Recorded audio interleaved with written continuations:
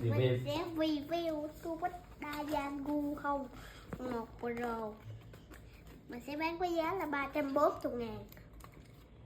Review xem nào. Hiện tại mình đang đặt tự nhiên thiếu nợ luôn. Review xem nào.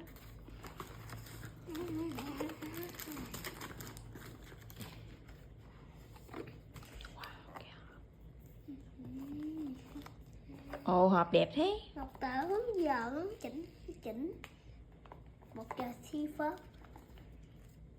Cái gì cũng phải mở ra luôn. Chỉ tới đây thôi. Đây mình chỉnh nước.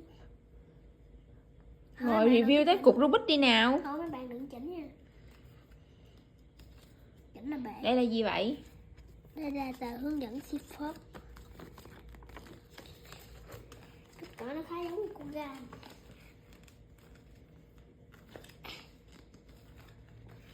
Đây là hướng dẫn giải cái cục Rubik, giải tầng 1, giải tầng 2, giải tầng 3.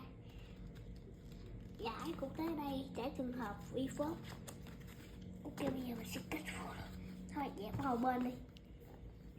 Tới nhân vật chính nào. Nhân vật chính. Cục này nó khá là mềm. Mình sẽ chờ thật một chút.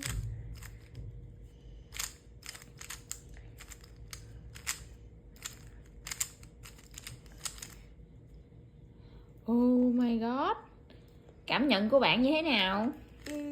Khá là mềm. Mềm hơn bánh mochi nữa. Oh my god. Cầm vừa tay không bạn? Vừa. Các bạn đầu tay nhà tay của mình thì nên mua 54 vé thôi.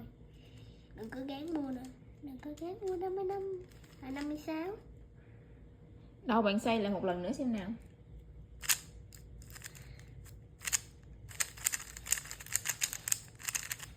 Wow, và giá của nó là 340.000.